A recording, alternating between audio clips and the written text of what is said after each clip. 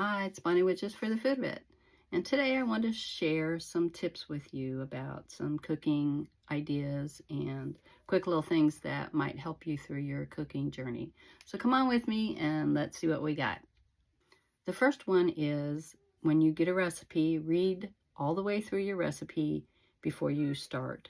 Sometimes within the information or the directions, there's something that they might have missed to put in your ingredients. So read all the way through. That way you know whether to start your temperature for your oven or heat a pan up. And then when you get done reading, gather all your ingredients and all your utensils and bowls and things. That way you have everything ready so you don't have to stop and keep looking for it. Also, clean up as you go. It really helps in the process in the end.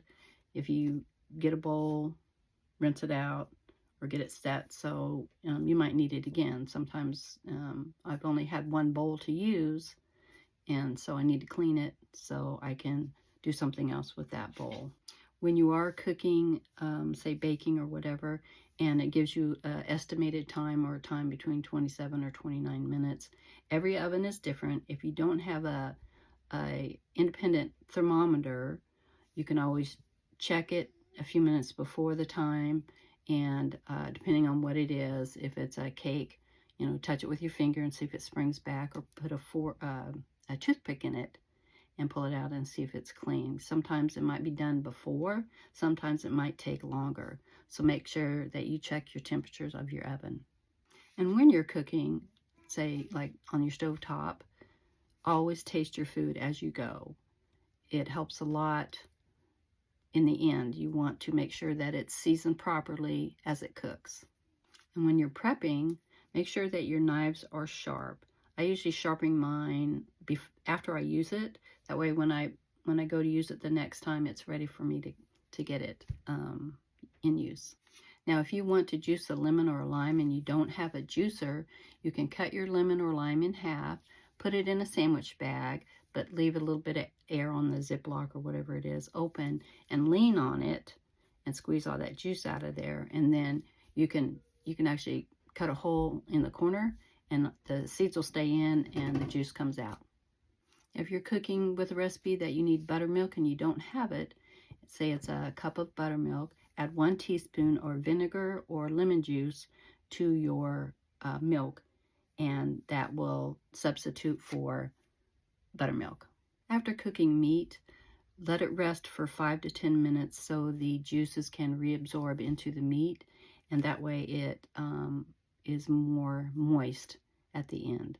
Otherwise, if you cut it after you cook it right away, then all the juices run out and it's dry. Baking versus cooking. Baking is more like science, and you need to measure all your ingredients the way that the recipe says. It's more precise than cooking. Cooking, you can be more creative and add things or take things out of the recipe.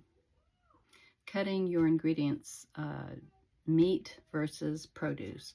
I usually have at least 2 different cutting boards if I need to do both of them. Or if you don't, you can cut meat on one side, flip it over, and cut your vegetables on the other side. Or cut your vegetables first and then cut your meat. When you're cutting hot peppers, you can use gloves. And if you don't have gloves, make sure that you wash your hands after you handle the hot peppers. Don't touch your face or your eyes. It will really burn. And to lessen the heat of the pepper, take the seeds out, and you'll just have more of a warm heat compared to leaving the seeds in. Most of spices, ingredients, say like taco seasoning or chili seasoning, things like that, you can make yourself at home. It's the basic ingredients. And always use chili powder or onion powder, garlic powder instead of salt, because if you have to add salt, say to one of my recipes, I'm making taco seasoning, it says a teaspoon of salt. Well, if I had garlic salt and onion salt, that would be a lot of extra salt in your recipe. So make sure you use powders.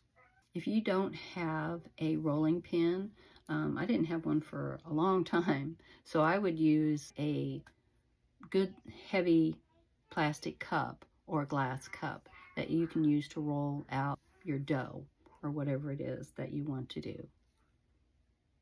When you go to clean your rolling pin, if you have a rolling pin, don't submerge it into soapy water. You can take the rag and wash it and then rinse it off really well and let it dry.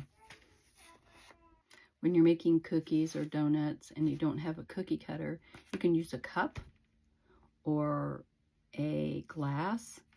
And if you're making, say, donuts, use a 2-liter plastic cap. That way you can cut a hole in the middle of it. That helps a lot. Works really well too. There's a couple ways to peel garlic. If you don't have a garlic press, take a chef's knife and lay it flat, your garlic here, and lay it flat, and then push down on the heavy side of the knife, and it'll open it enough where you can peel all the skins off of the garlic. Or you can put a garlic clove in a glass jar with a lid and shake it until, like, for 15 seconds or so. Shake it, and then the garlic cloves the skin will peel off of that as well. Whenever you're buying butter and it's on sale and you want to store it, you can freeze it. It freezes really well, and so does cheese. So those two things are really good to put in the freezer. Butter keeps about 4 to 6 months. Also, you can freeze milk.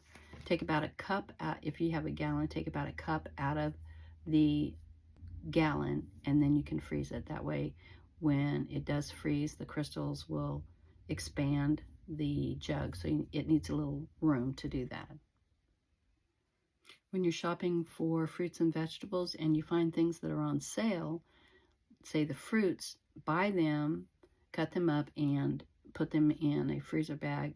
Some things, like vegetables, require a little bit of blanching, say like green beans, to blanch before you put them in a baggie for freezing. And when it comes to meats and you buy it in a bulk, get you some plastic wrap or freezer bags and divide it up into your meals, and that will save you money in the long run. Well, that's all my tips I have for now. Thanks for watching, and just keep cooking just for the food of it. Bye.